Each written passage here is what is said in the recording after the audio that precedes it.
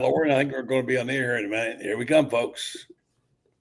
Yes, it's time again for Buddy Martin. Call him up and tell him what you're thinking. But be kind because he's doing the best he can.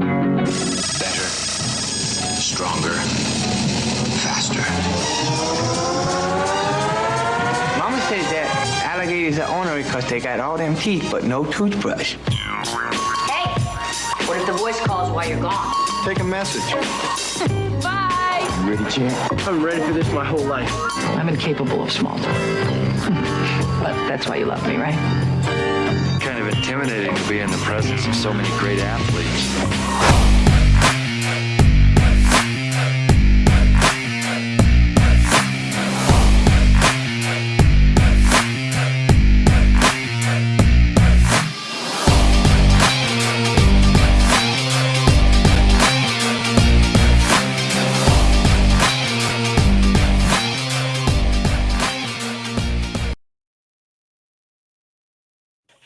Evening and welcome to a Melville Law Monday. I'm Buddy Martin. Where's that coming from? You got your phone on? Loren Meadows? Not me. No. Let's see. Maybe it's me. Let's see. Yeah, we were a little tardy there coming on the air because we had a hiccup. Yeah, I think that's you, buddy. We'll be here and There we go. executive producer tonight. Well, look, it'll be your burden to carry. Okay. Tonight, a lot of people don't believe this, that we're actually first cousins. But anyway, my cousin Loren is carrying the ball tonight, and he's going to fill in. Hold on. I'm on this alleged vacation. You know, I say alleged because I ain't getting off tonight. yeah, we tried.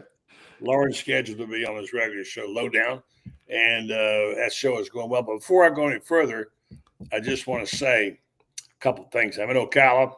Many of you know I split time between Panama City and Loren, and Ocala.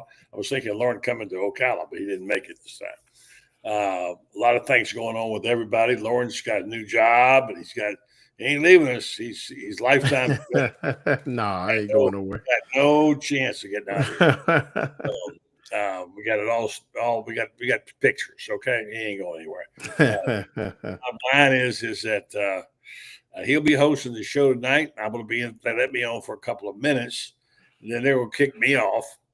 And Rob Brown's standing by in the wings, and then our buddy Franz Beard, who's working on a very good book, by the way. We talked about it today here in Ocala, with Carlton Reese. And it's on target to come out this fall. I've read parts of it. It's extremely good. It's all about what happened in great detail. Nobody writes basketball, Loren, like Franz Beard. Nobody.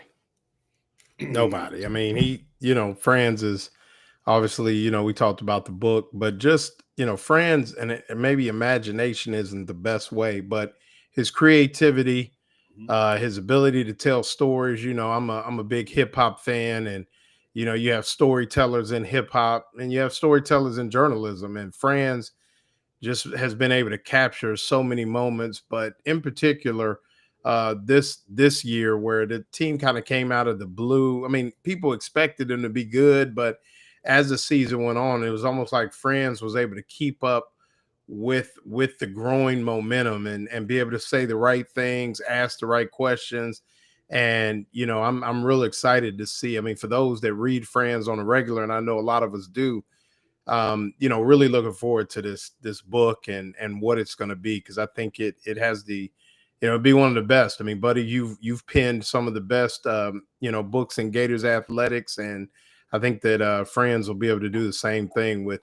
I mean, even his series, just breaking things down. I mean, I don't know how they do those awards and different things, but I would venture to think that, they should take a look at that for sure. Speaking of which, I'm going to show you this just a second. You brought up hip hop and Franz, not something you normally hear in the same sentence. If Franz was going to be hip hop, what would be his name? I mean, some people say the last thing you ate was your favorite color. Mm-hmm. So Nah, France. it'd be the Iron Duke. I mean, that's just what it is. He'd be the Iron Duke, and he'd have a Or it'd be he'd be in the Wu-Tang Clan. That's a Wu-Tang Clan name, the Iron Duke. Iron Duke. All So right. they got the RZA, the Jizza, Method Man, All Old right. Dirty Bastard, and then it'd be the Iron Duke. All right. And Well, that he'd fits have right in. his swords and it. That. Think about that. Yeah. I Yeah. gave him that name. I should have. By the Yeah. way, I just want to say, when in our company, in our little village called Gator Bait, we have a fraternity of people that commit themselves to doing great work. And by the way, for not very much and sometimes no money, it's kind of a volunteer force.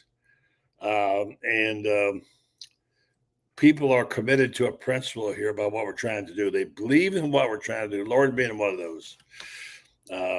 Loren's going to take over the whole operation, pretty kick us all out soon. But anyway, Loren, and then you've got this guy. You don't know him, Carlton Reese. This is his magazine he just put out. It's a beautiful magazine.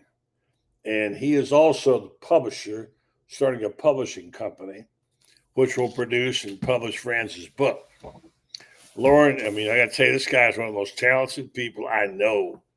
That's a writer, editor, and a great guy, and does it, for the love of it.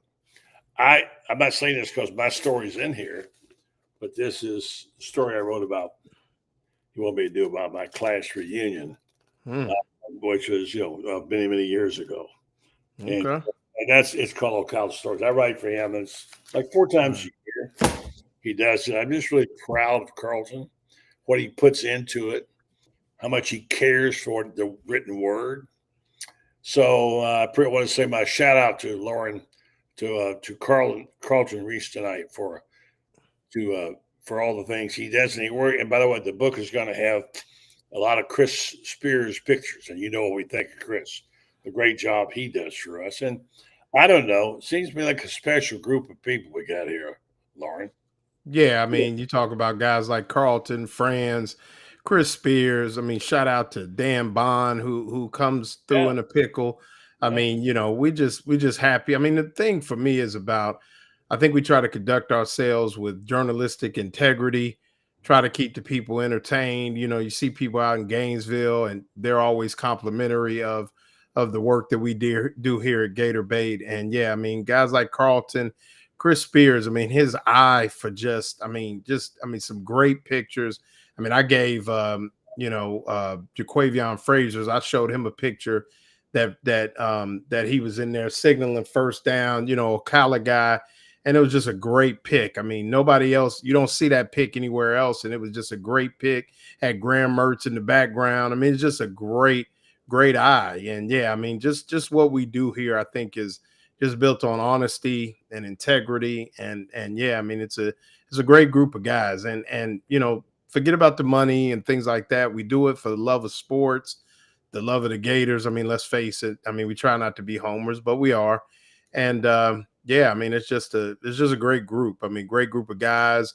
Brendan, Rob Brown from afar. I mean, these are long-lasting friendships, relationships that maintain themselves forever. And so, you get great guys, and I mean, it just all comes together, and we keep it rolling. So I think that's shout out and to everybody that participates, because people come and go, but the Gator Bait name and the quality remains. And that's a shout out to you for picking good people and identifying solid guys and gals in the past. And we want to keep it going.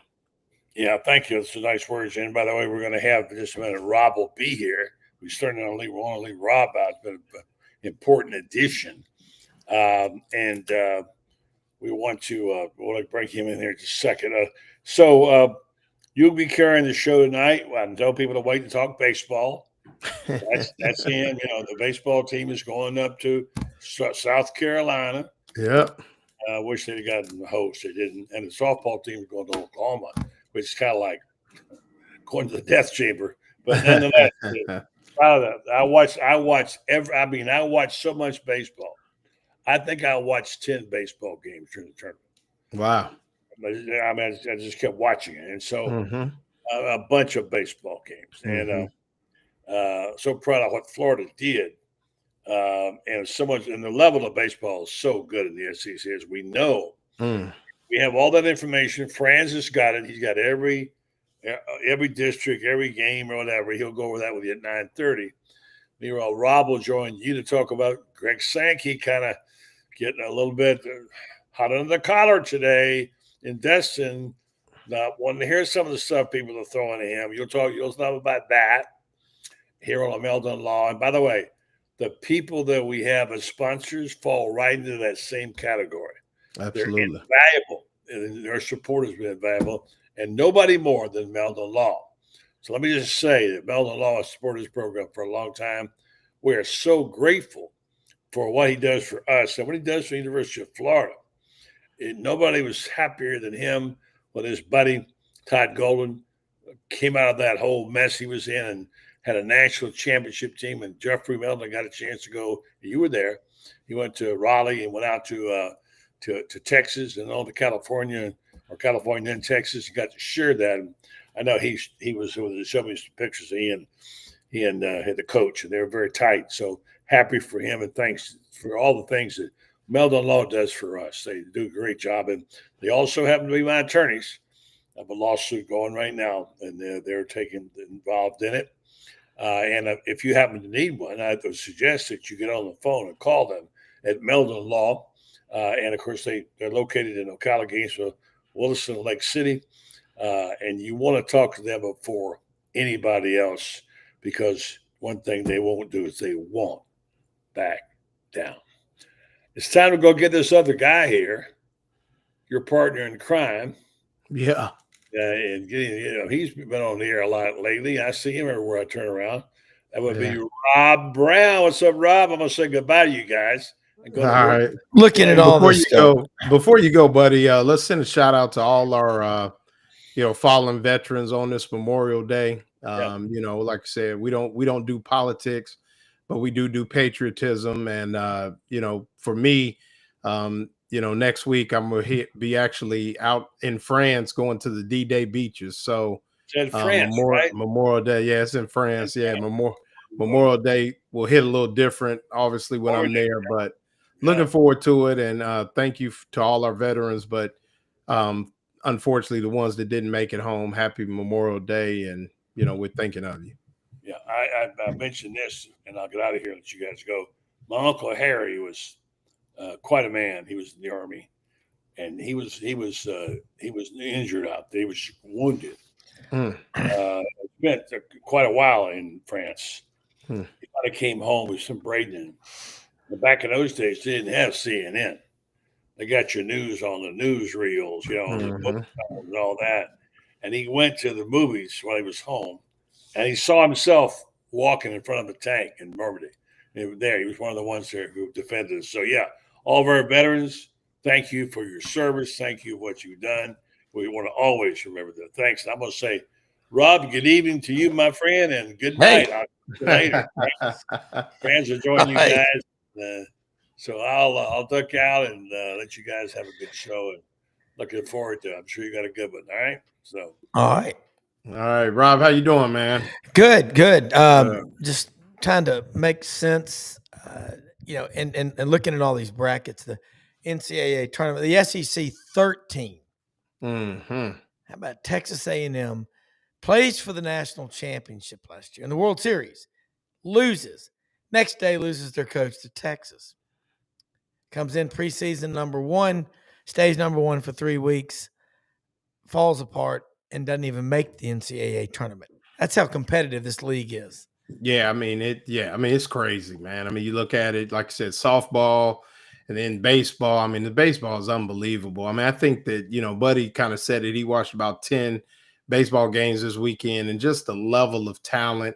I mean, you start looking on major league rosters, obviously the Latin-born players, kind of dominate some rosters and things like that. But, there's still a ton of people, from the United States that are there and represented from SEC schools. And, some of the household names like Jack Caglione and some of those others starting to move up, Pete Alonso and some of those guys that played at Florida, and then others that played at other schools and, would have played in the SEC had they not got drafted. I mean, it's unbelievable, man. It's crazy. Well, the coaches have an easy sell when you're talking to these kids about, do you want to ride around on a bus for 5-6 years, stay in cheap motels, come to college for at least 3 years, maybe 4, and get a lot of progress towards your degree, be developed by great coaches, great facilities, and less wear and tear on your body. So when you get through, you've played in the best competition league in America, the SEC, you're way ahead. You know how many SEC players were on opening day rosters this year? 88. Just That's 3 years ago, unbelievable. it was less than 50. Wow. Just Yeah, I mean, skyrocketing. Yeah. well, it's funny. Everybody talks about the and you can correct me if I'm wrong, but the ascension that occurred with football, it was almost like it ushered in, the ascension with every other sport. As football climbed, track and field started to climb. Yeah. Women's soccer started to climb. Women's basketball started. I mean, it's just, you're starting to see now baseball and softball. I mean, the softball used to be dominated by the West Coast. You remember Oh, that? I mean, yeah. that wasn't that long ago.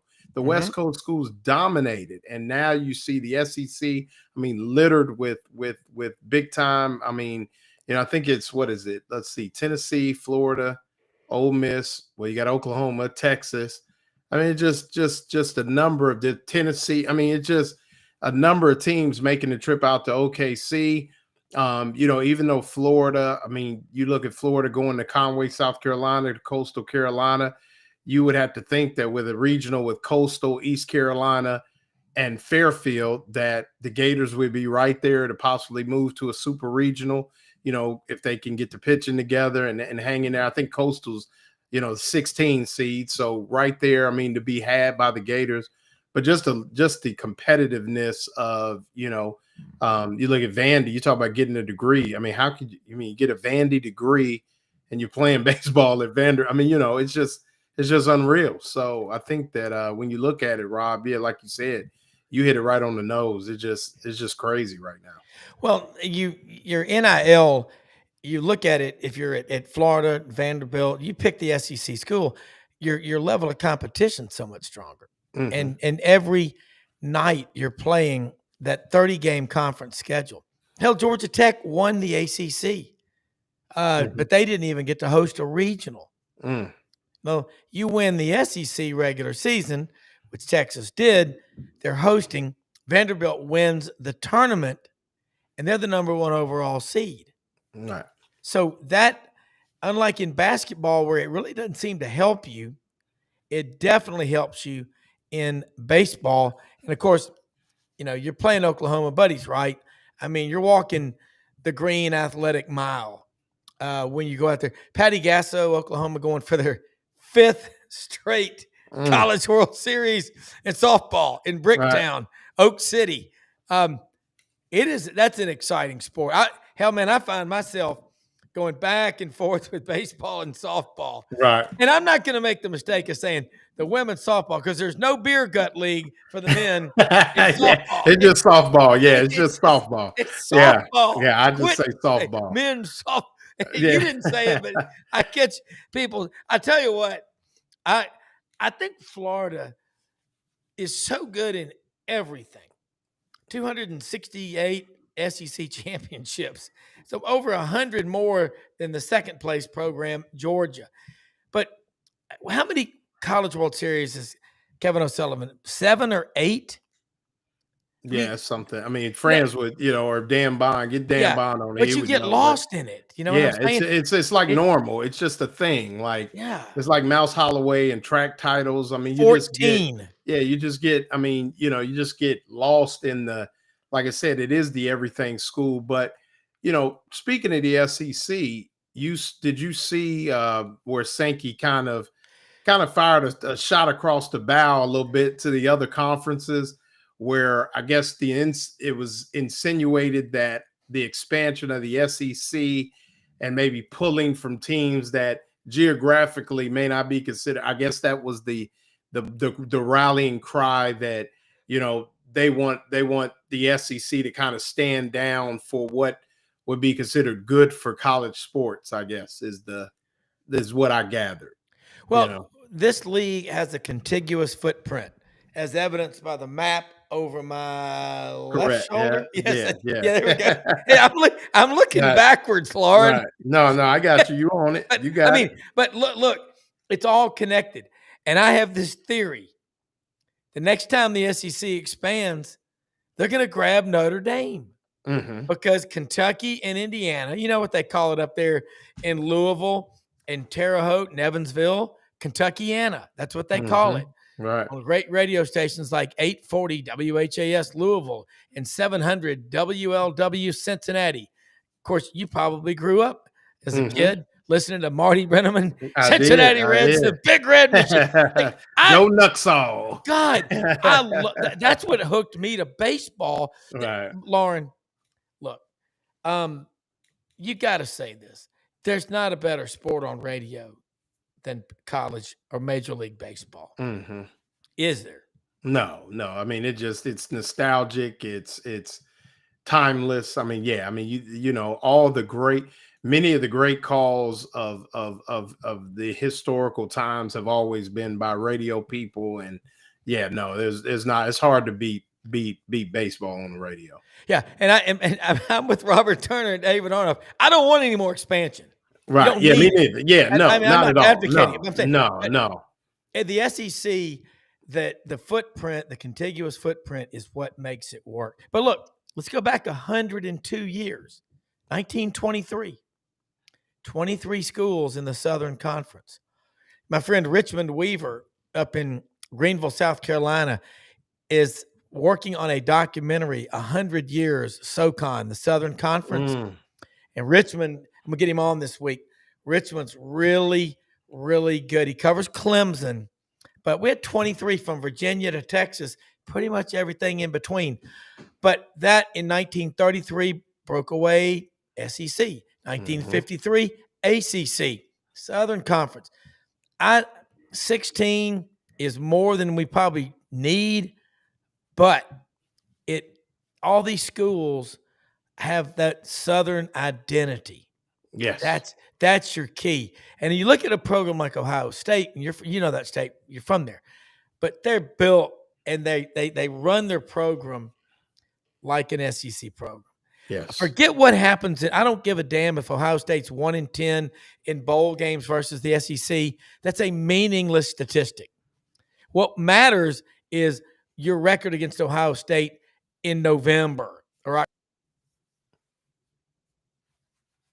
I think we lost Rob for a minute, but yeah, I mean, I think that what Rob is talking about is there are, different schools with their own footprint and their own, their own identity. Rob, if you back? And that will. Okay. All right. Yeah. Rob, I want to, and before we lose the Southern Conference, I want to give you a stat, or you might find it. So, my father, you'll know the name of this place. Are you familiar with Rand, West Virginia? No, I know Monongahela and I know Snowshoe, but I don't know Rand. Well, Rand is the home of Hall of Famer Randy Moss. Oh, and okay. former Jason Williams, as well as his brother Eric Moss, who played in the NFL, and Bobby Howard, who played for Holtz at Notre Dame. So wow, yeah. So this little town, an unincorporated town, 5 miles south of Charleston. I was there this weekend for a family reunion. But what I want to tell you about the Southern Conference. So my grandfather, back when they, back then towns didn't have streets in West Virginia, but when they named the streets that go what would be deemed east to west in Rand, West Virginia, all have the names of Southern universities. So there's Clemson, there's Furman, there's what's the other one? There's Furman, there's Clemson. I don't think it's Vanderbilt, but like all the private schools in the South, they all have the names of like the streets. Tulane. Until you get out Tulane, yes, correct. Until you get out of, so they named them after all the Southern universities in the South. So that's the streets are named like that in Rand, West Virginia. So look, West Virginia, they're like the 15th winningest program in the history of college football. Mm-hmm. And that state is absolutely, it's beyond beautiful. Oh yeah, I've it's been unbelievable. all over Yeah. it. And Yeah. it's the new river valley. There's 6 Class 5 rapids I've on the new been river. on it. And you ain't canoeing that. Yeah, You're I have. Yeah. rafting Oh that. yeah. No. If you Yeah, go to canoe, you might as well put yourself in a right. trash Yeah. No. compactor. Yeah. That New River is. You Yeah. I ain't mean, making but yeah. So that was the. I'm trying. I wish I could remember the name. I'm gonna look that up while we're talking. Get the streets right. But Look, jump on with us in the morning. I'm going to have Jordan Davis Hill. Okay, he's going to be on. Come on if you can at 9:15 Eastern, because Jordan's going to be on from Destin, and he'll be our man at the Sandestin Hilton. I think that's where they are. And then if you can come on at 9:15 Eastern, stay on for a little bit. We should. Yancey Porter, Rebel Yell I got Hotline will you. be on. Rodney Orr, Tider, and Cider. Okay, But so I got to tell you, that little town in right. West Virginia, Rand. I've heard So of you every got one of those Marshall players. Avenue, Harvard Avenue, Glenville. I don't know why they had Harvard. Furman, Emory, Davidson, Clemson, Bluefield, and yeah. So those are the Athens Drive. So those are so they named the streets all after Southern universities, which is pretty cool. So you know, and my Look, grandfather, that the late state, Marion Meadows, helped name those streets. So that's pretty awesome. and that's Rand, in West Rand, Virginia, which correct? so Rand is here. Bell Trivia question. is the next town over, and Rand and Bell basically compromised DuPont High School, and that's where Jason Williams, Randy Moss, Eric Moss, and Bobby Howard, they all lived there. So they all grew. So 4 NFL players from an unincorporated town of less than 1,000 people produced. Well, it's as odd as there's a family in Memphis, the Canali family, which is Dominic, Michael, and Andrew. 3 Italian immigrants came here in 1858 to Memphis.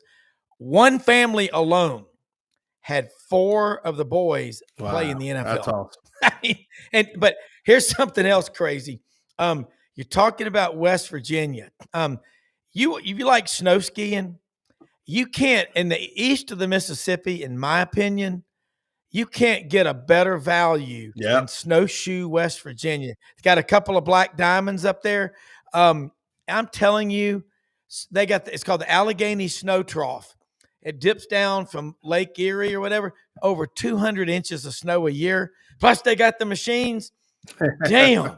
And at that altitude, you don't even get hung over. It's I mean, it's a beautiful state. It's beautiful. Very, very proud God, that both my late parents have been there, but I mean are from there, and I still have families. Oh, really? Both They're from Charleston, West Virginia, the area. Not Ohio. So we moved to Ohio Okay. after they graduated from college. They moved to Ohio, because they didn't want to be coal miners, and so they moved. And yeah, man, it was good to be back. Shout out to the late Eric Moss, Randy's brother, who unfortunately passed away as a contemporary of mine. But just shout out to the good people of Rand, West Virginia. It was good to be back, and always good to see family. And they're watching the show and big fans of ours. So with that, we're gonna bring in Franz Beard. I think is going to join us, and Franz will be able to drop all the knowledge on us about this baseball, what's going on with softball, and then he's got a book coming out. Franz, you there? Yeah. The Iron Duke. None other than the Iron Duke. But yeah, so but anyway, yeah, I mean, and before we get there, while we're waiting on Franz, did you see that Under Armour or Auburn, your Auburn guy, Auburn will be canceling their relationship with Under Armour and coming to the dark side, or the light side, the Nike. Yeah, they've been working on that for a couple of years. I remember August of 2006, Auburn played Washington State, and they had 18-wheelers of Under Armour gear parked outside all the bookstores. But the shoes that Under Armour makes, The gear is tight. The gear is It's tight, not good. but the Yeah, shoes it is. are which they leave a little bit to be desired. But the gear, like when we were at the Final Four, I was looking at some of the Auburn people. I was like, man, that's sharp. That's a sharp sweatshirt. That's a sharp Under Armour pullover. That's a sharp polo. Yeah, They got some good it stuff. is. But yeah, I mean, but you can't, like you said, the quality of Nike and just. I'm sure it's going to open up some other avenues in terms of maybe, some NIL and things like that as well. And I'm sure it's a great move by, Charles Barkley was a Nike guy. So, just everything that may come with that. Bo Jackson as well. So, both continue to have relationships with Nike. So, I mean, it'll be good and Frank Thomas also. So, as we go through the big three at Auburn, so to speak, they all had it. But you said it was in the works for a couple of years. Yeah, they've been doing it longer than that, really. But you were contractually bound. But you look around the SEC.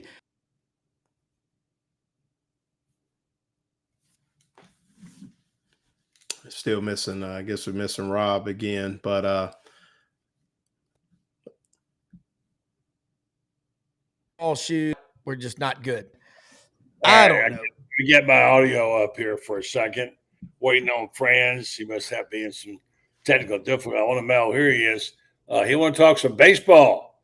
Gators going up to South Carolina. Let's add him to the group.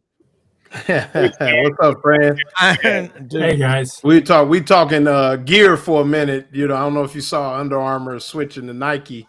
So just another feather in Nike's cap, and the former, you got Bo Jackson, Frank Thomas, and Charles Barkley, that had starts Auburn switching to Under Armour. So, but yeah, Franz, how you doing?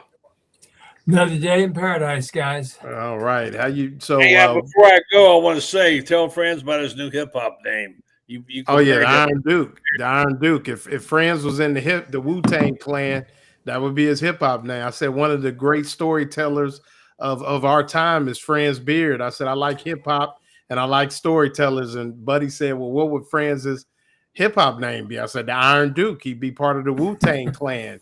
You got the RZA, the Jizza, Old Dirty Bastard, Method Man, and the Iron Duke. You'd have it all.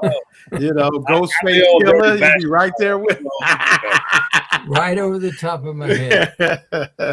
But man, so Franz, kind of an up and down year for the baseball team. Kind of finished strong. Was right there with Ole Miss in the tournament, set to make a run, but unfortunately won't host the regional. But I think sets up pretty nice. I mean, they got the 16 overall seed in Coastal Carolina, so headed to Conway, South Carolina to play Coastal, East Carolina, Fairfield, and rounding it out is the Gators. I mean, what do you think about that region?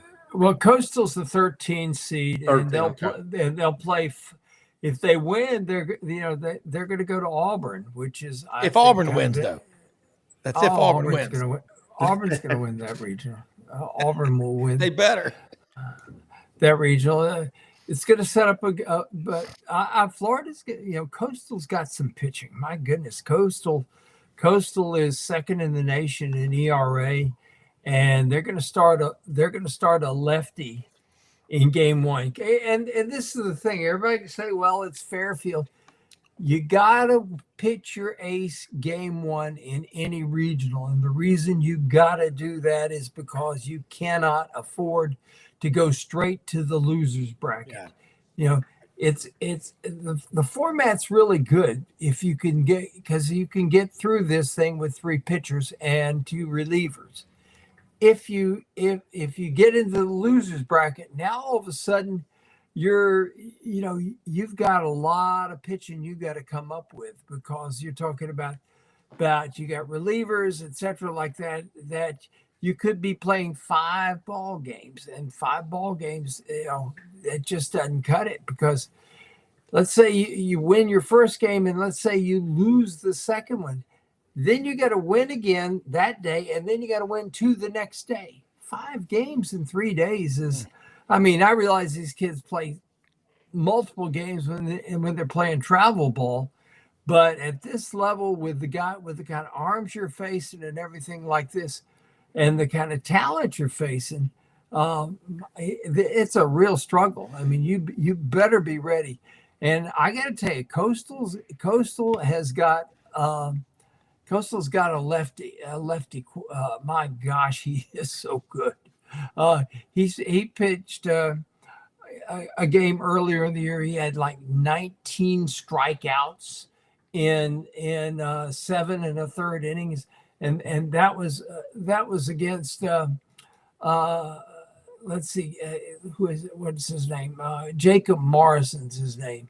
Oh yeah, I mean he can flat out fling it. He had 19 strikeouts though in 7 1/3 innings in one ball game this year.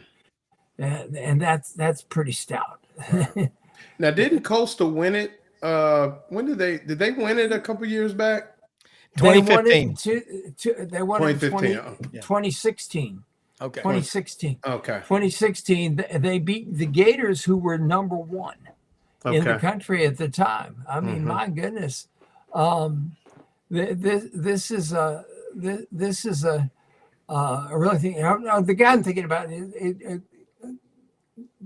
the pitcher I was thinking about, Jacob Morrison's 11-0 with a 1.9 ERA. The Gators will face Ethan Norby. That's who I was thinking about from ECU. He struck out against Coastal back in March. He struck out 19 in 7 1/3 shutout innings. Guy can flat out fling it. So this is the kind of pitching you're going to face at this level, and you've got to go with your ace in game 1. I don't care. You may be playing the New Riders of the Purple Sage, as your first round opponent, but you can't afford to get into the losers bracket. I mean, my gosh, you get in the losers bracket game 1, you got to play 2 games on the second day, 2 games the third day. It just doesn't add up for your pitching. So, but this sets up good for Gators as well, because you got Liam Peterson, who's a solid 97, 98 mile an hour guy. He'll go first game. Then you're going to come back with Aiden King, who I thought at the end of the year was the best pitcher in the SEC. You look at what he did as a true freshman, 2.9 ERA, 6-2 record, beat some really good ball clubs down the stretch. Florida won its last 6 SEC series. I mean, including at Texas. This kid Aiden King can really throw. But then all of a sudden you come back with Coppola, having had 2 weeks rest, and a guy who's coming back from some injury. Coppola's got 38 strikeouts in 19 innings. He's 3-0, 6'8.5", 230 pounds, lefty, who looks like he's that far away from home plate when he releases the ball at 95 miles an hour. So is he coming back? Is he back? Coppola's back. Coppola's been back. Coppola's been back. They got him up to 50, 60 pitches now. So given him a couple of weeks of rest, he could probably, if he could give the Gators 5 or 6 innings, and what you worry about with a guy like that is he strikes out so many batters that you run the pitch count up high. This is the one cool thing about these guys who throw sinker balls. You look at him and you say, well, gee, the guy only strikes out 3 a game. Yes, but he gets 15 ground outs. Yeah. Right. And so this is the thing. Now you win this region, then Florida's got to go to Auburn and face Butch Thompson. And Butch is Butch is one of Rob's buddies. And I got to tell you what, he's got a really well-coached team. And you put them at home, and my gosh, they'll give anybody a fight at home. They're one of the best home field teams in America. So it sets up well for Florida, but you look at who you got to play at the same time. Goodness, Coastal should have been a top. Coastal's won 18 ball games in a row. They should have been a top. They should have been a top 8 seed. Yeah, they really should have. But the problem is they're in the Sun Belt, so everybody says, okay, they add 5 to it, So if you figured you would be a 6 seed and you're from the Sun Belt, they say, okay, that makes you an 11. Southern Miss is also from the Sun Belt, and Southern Miss is hosting. They're the 16 seed, and I got to tell you what, Vanderbilt, they're going to win. Southern's going to win, and then they're going to go to Vanderbilt. And I got to tell you what, Vanderbilt better watch out, because those guys swing the bats. They hit a lot of home runs, and they do not make errors. This is the other thing. This is the one thing that really worries me about Florida, because they're going to get Shelton back, and Shelton will make a difference in their defense, but they still have made too many errors. And you get it into a short series, and you can't give games away. You just can't give games away. Well, Robert Turner poses a good question. I'll pose it to both of you. He says, Rob, I'm curious on your take on who's the best SEC baseball team. And I will disagree with you, Robert. I think UA Under Armour shoes are terrible, but answer Robert Turner's question. We'll start with you, Rob. Right now, even though is Vanderbilt the best team in the SEC right now, or would you go with another? Is Texas, who won the regular season? Who's the best in the SEC right now? Well, Vanderbilt with Tim Corbin, to me, is the best program. They're the best program, and the SEC's won 5 straight College World Series baseball national championships. Last year, Tennessee, 23 LSU, 22 Ole Miss, 21 Mississippi State. You know who won it in 2020? Nobody. There was nobody. Right, but in 2019, who won it?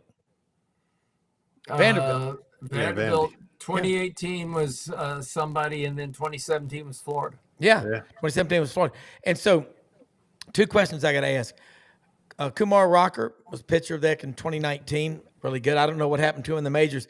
But, Franz, give me the number, the definitive number. How many College World Series has Kevin O'Sullivan taken to Florida to? 7 or 8 since he's been the head coach? This 8. God. Yeah. How long has he been there? 17 years? Yeah. Butch Thompson loves that guy. I just texted Butch to see if he can come on the show Friday. I got to ask y'all both. Tennessee, and my wife gives me a hard time. She's a fall for life, but I still love her. But God bless you. That's right. Yeah. Sorry. There were 5 guys off Tennessee's national championship team that hit 20 or more home runs that weren't back this year. Tennessee hit 122. Where do they buy their bats? Well, just curious. Yeah, I don't know. Check but you look at the number of home runs they hit at home and the number they hit on the road, and it's like 75% of their home runs are hit at home. That Lindsey Nelson ballpark is like, you don't hit those home runs at Vanderbilt. When you play there, Vanderbilt has a canyon with their own green monster in left field. They have a green monster, and so does Auburn, which I think is very cool. Both of these places have the green monster there.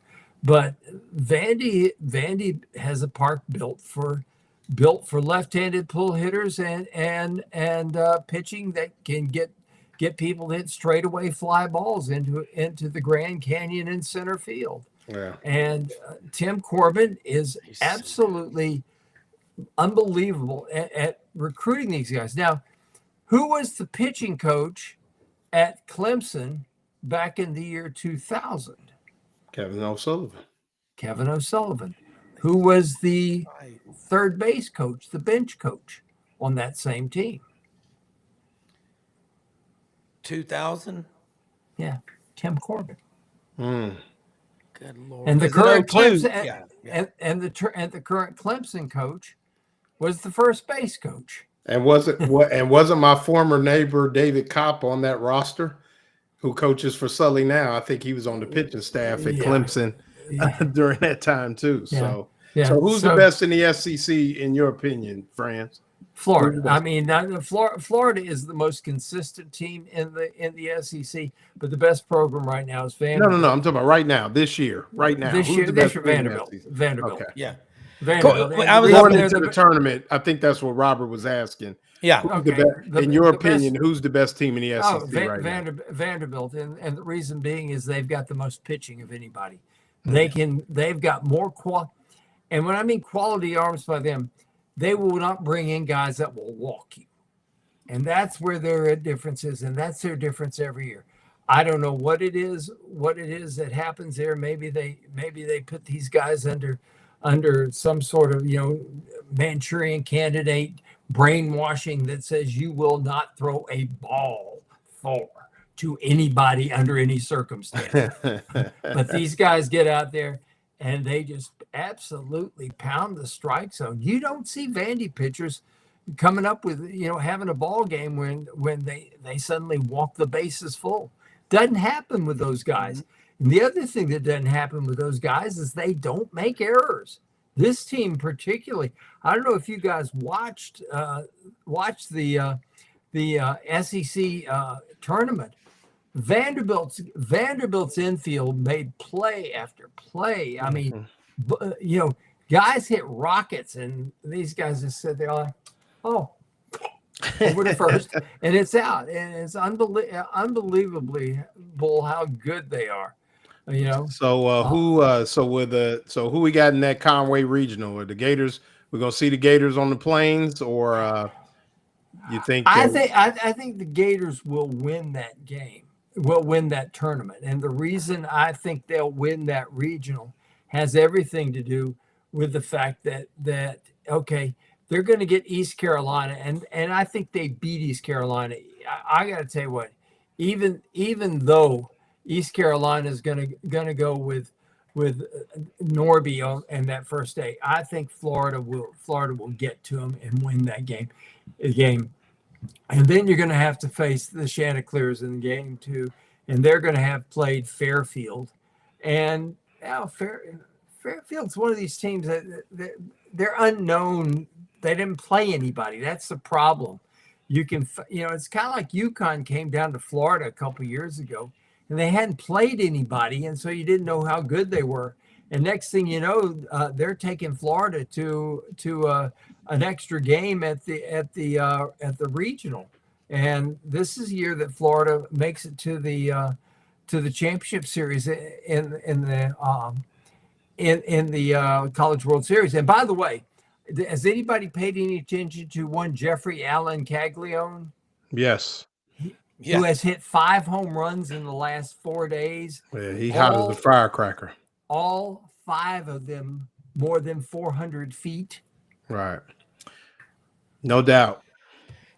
How tall is Caglione? Tall. 6'5" and a half. 6'5" and a half. From Tampa Catholic? No. Plant High School, Plant. right? Yeah. Plant. I bumped into him on I was right in front of the stadium, and I was standing there with some friends showing them the Heismans, and I kind of backed up, and here came this shadow.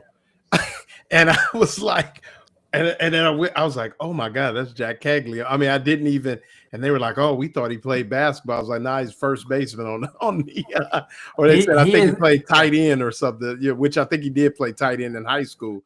But he looks like the Incredible Hulk. Yeah, I mean, he's built for real. But before Buddy comes back, friends, I want to give you, because last week on the show, we had some technical difficulties.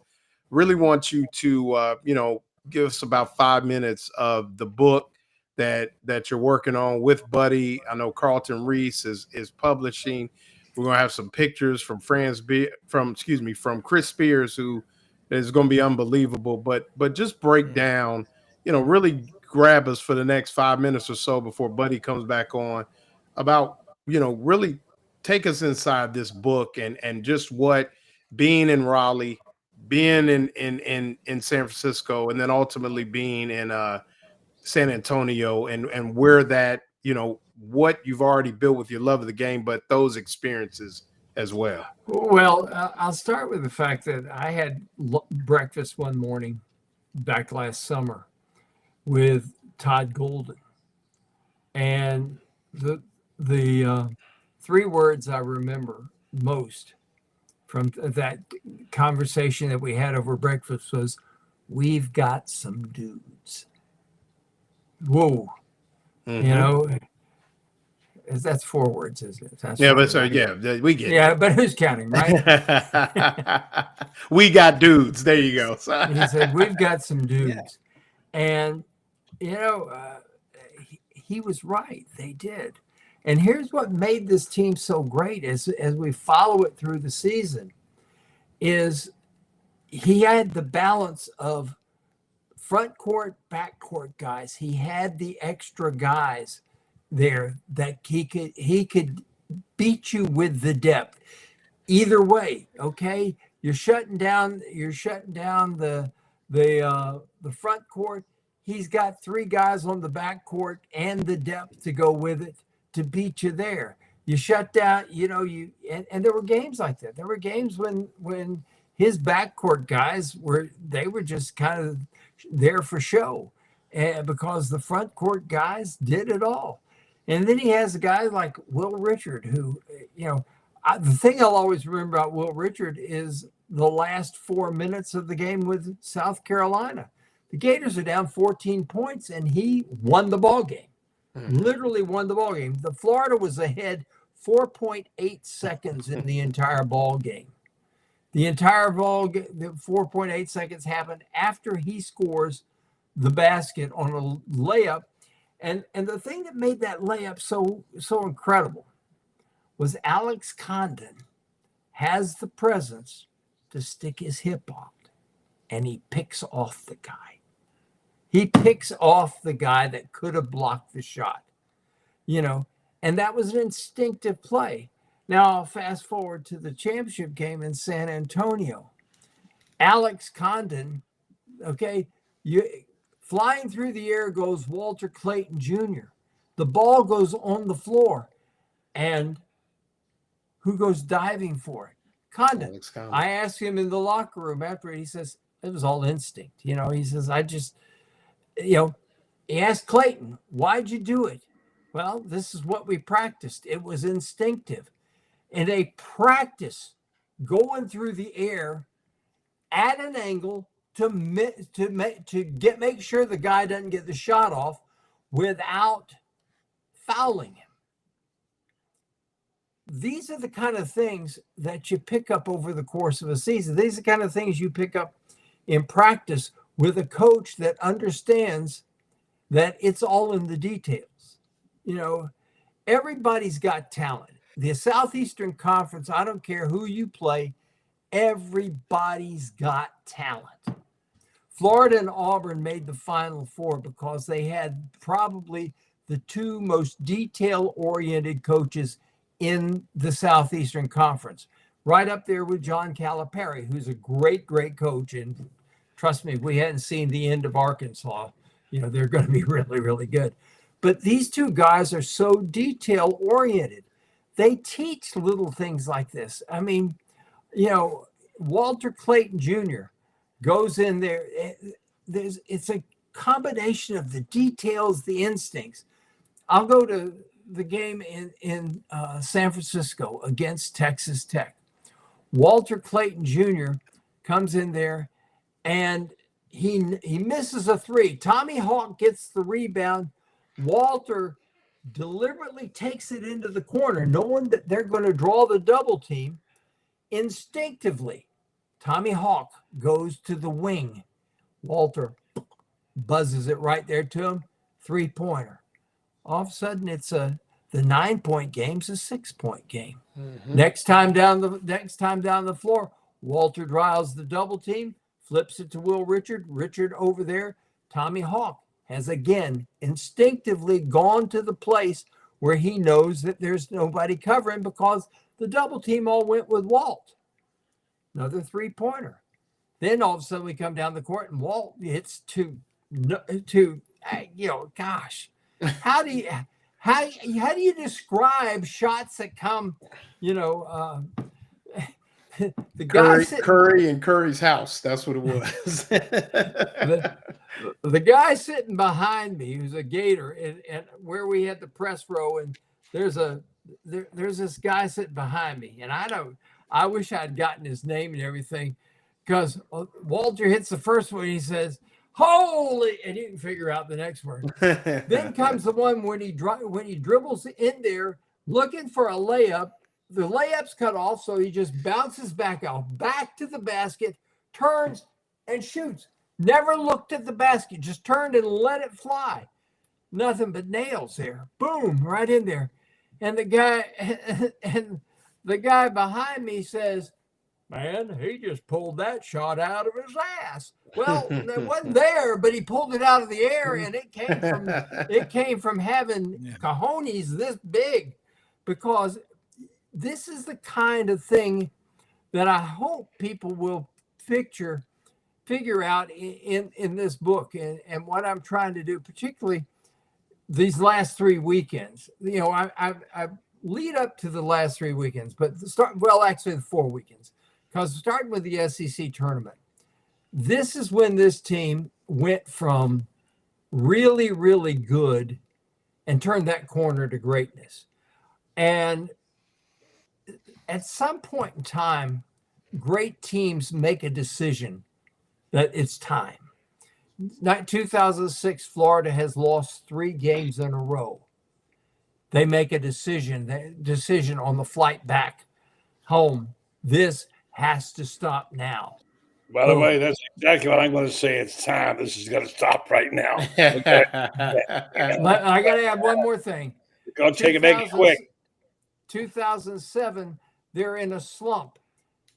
Torian Green's dad, Big Sid, comes up here, and he's got a video showing. He said, "You guys were having fun before. You're not having fun. The crap stops today." And it did, and they didn't lose another ball game. All right, this team made a decision, and they did it. Right here, and the Wu-Tang leader himself. The Iron Dude. Great job, friends. Thank you, Rob, for joining. Don't forget who's on tomorrow real fast, Rob.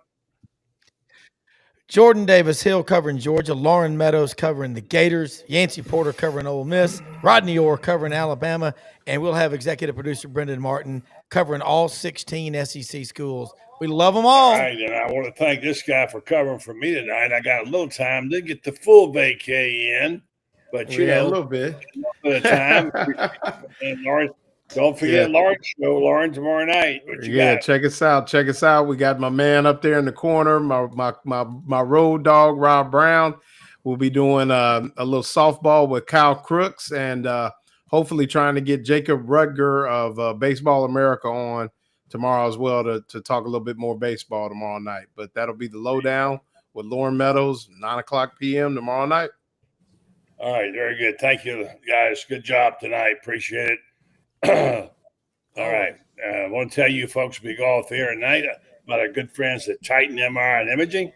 They, of course, are one of our fine sponsors here on the program. Just want to remind you, they're now called Titan MRI and Imaging. They acquired Highfield MRI and Joe Colorio. He started Highfield in 1997. Now he's back. Titan MRI and Imaging has 3 locations to serve you. 3 of them are in Gainesville, coming soon to Ocala. And we want to remind you folks, those locations are Park Avenue, of course, Millennium Center, and Lake City, serving all of Columbia County and Valdosta, Jordan. Titan MRI and Imaging offers the same great customer service they always have. You can take your insurance. They'll also let you opt into their easy pay plan and tell you how you can do that and make your payments. So, however, they have lots of options for you. And the biggest thing they have, the opportunity for you, if you can't get there at a certain time because you work, they'll custom make an appointment for you and allow you to come up there during the nighttime or whatever. Titan MRI and Imaging. Check them out. 4 locations to shoot. Guys, great job. Good night. Happy Memorial Day, guys.